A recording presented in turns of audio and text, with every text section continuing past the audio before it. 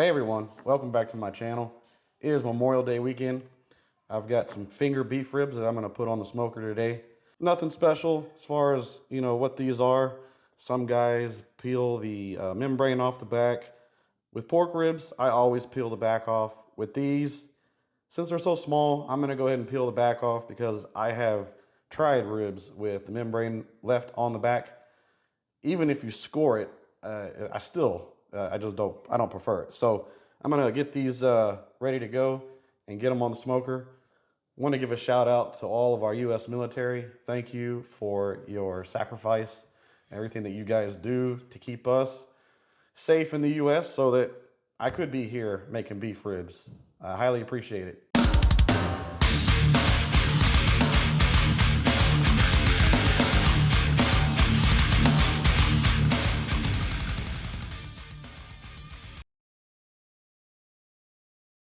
All right, the smoker is up to 240 degrees.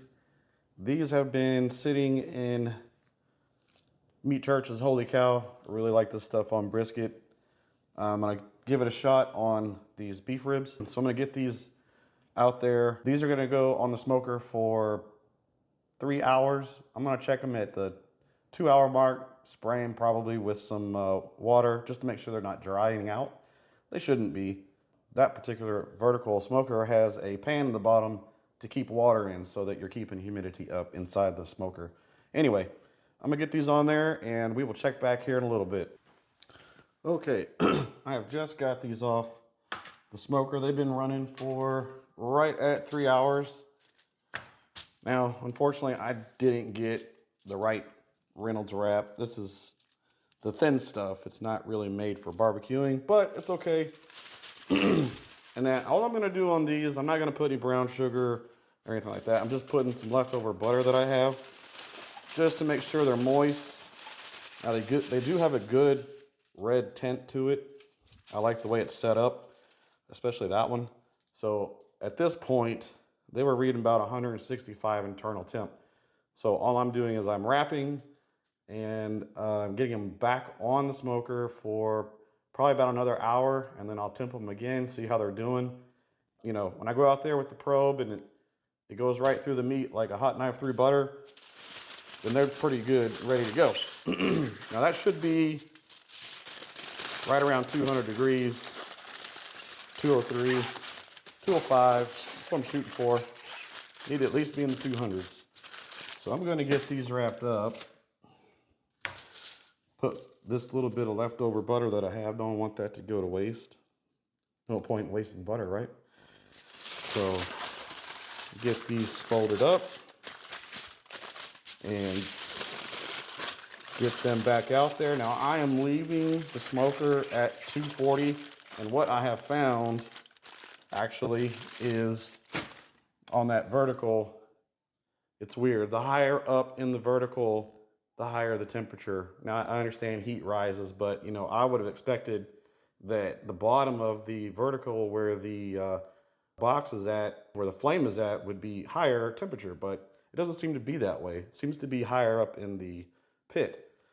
Anyway, regardless, I'm gonna get them back on there. I'm gonna keep them at 240, and I've noticed that 240 is actually about roughly 220 where I have them in the vertical. So if you have those wireless pins to stick in the meat, this isn't a big deal to try and do that on. That's more for your briskets. It can vary from top to bottom, probably 30 to 40 degrees. It's strange. Anyway, here we go. Guys, I want to give a quick shout out to my buddy over at Best Laser Designs. He's a personal friend of mine. He's got a startup business going. He's actually taken my logo here, put this on leather koozies, and I've got a bunch of different colors. He's also, I didn't clean this off, but if you can see right here, I also have my cutting board lasered with my same logo. You can find him at Best Laser Designs. You can follow him on Facebook. You can also contact him for any designs on wood, acrylic, glass, tumblers. You could send him an email, bestlaserdesigns@gmail.com, and find out his pricing for your particular needs. I will put his information down in the comments So if you need to get a hold of him, that's the best way you can find him. All right, I just got these off the smoker, pulled them in here. They've been sitting just a few minutes, so they're hot. As you can see, they've really pulled off the bone quite a bit. So I also have the other rack sitting out there on the smoker still. It's a little bit behind on temperature, but I am hungry. So I'm gonna give this a shot.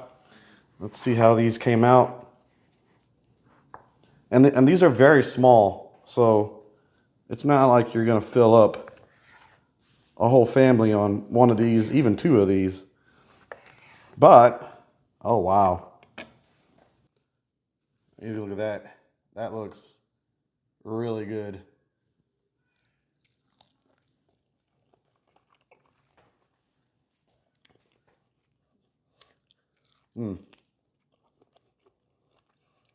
That's great flavor. I could probably sit here and eat this whole rack, but I doubt you want to watch me do that. So I'm just gonna set these out a little bit, get you a better zoom in picture on that.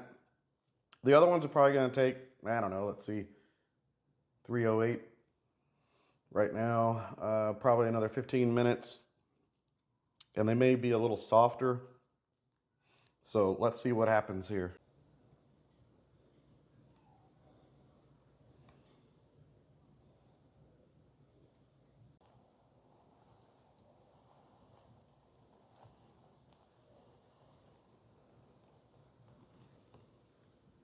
All right, welcome back. This is the second set or last set of beef ribs that I had on the smoker. These had a lot of pullback, which is good. I mean, that's what you should expect. I'm gonna cut through this. Oh, must have hit a bone. Cuts real soft. It's got a good smoke ring. You can see the fat on the bottom side of this. Nice smoke ring on here. And these are small. So I'm just gonna get into this because it is hot today. It probably feels like the first day of summer here in Texas, and I am ready to get in the pool. So I'm gonna take a chunk out of this and go get in the pool.